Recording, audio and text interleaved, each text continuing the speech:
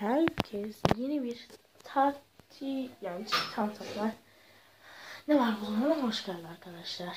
Hoş geldiniz. Hoş geldin ne demek seviniyorum. Bugün o tatile gideceğim Bodrum'a.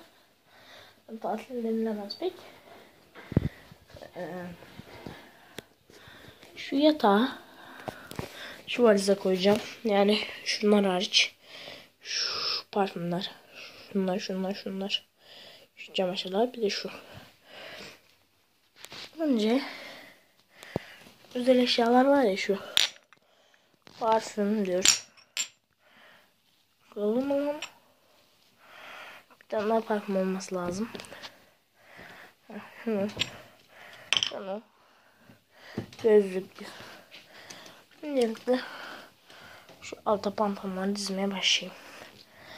Şunu şuna yapayım ki bozulmayacak.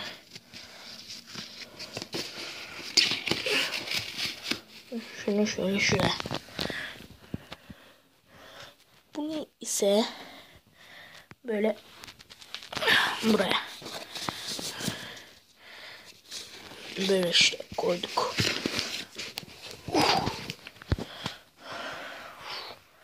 Sonra şunu. Pardon düşüyordum. Şu üçünü koydum.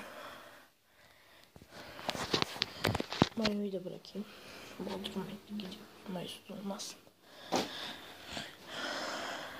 Şöyle şunu bıraktım.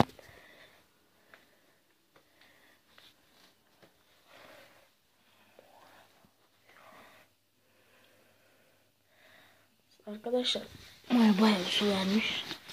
Mayayı şöyle koymayalım. Şimdi bu böyle. Az önce bir dik tuttum pardon. Şimdi bu böyle. Gelelim. Şunları sabah giyeceğim. İç çamaşırlar. İç çamaşırlar koyayım.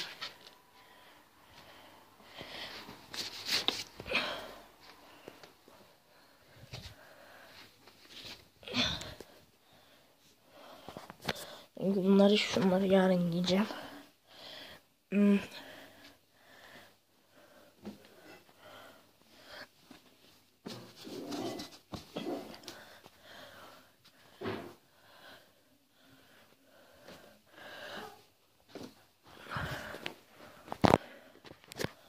Bir de şu var.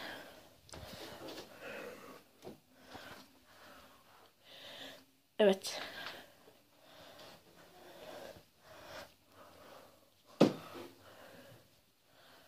Bu.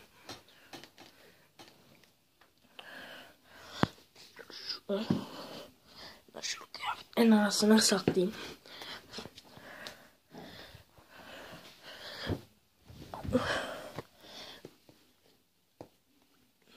Ki çarpışmasınlar. Şunları şu yanımda götüreceğim.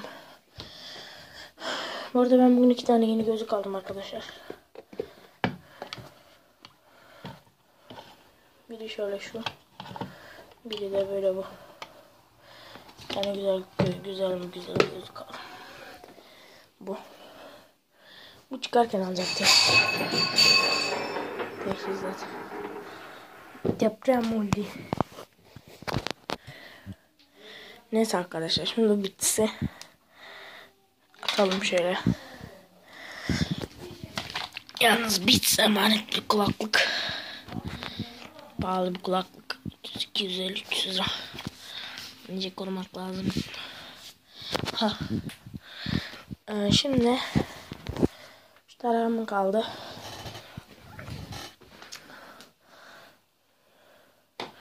Tarağımı da koydum. Anne kitap mı koysam?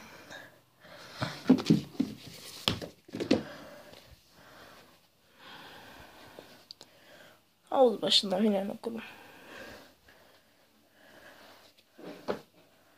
Tamam. Tarağımı da koydum. Başka şarj cihazım. 16 geliyor. Neyse arkadaşlar. Şimdi bu valizi kapatma vakti. İşte hazır. Eğer bunun gibi daha çok video istiyorsanız aşağıdan videoyu beğenmeyi unutmayın arkadaşlar. Oha, ne var lan orada öyle? Bir dakika.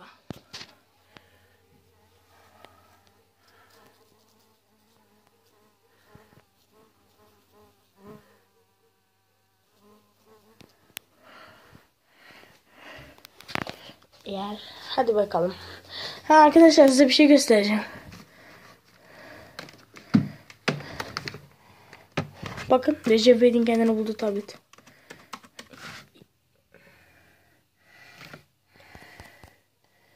Odaklama ve event input.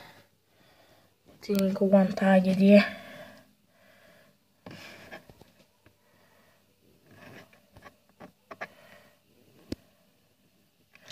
Neyse arkadaşlar. İyi günler.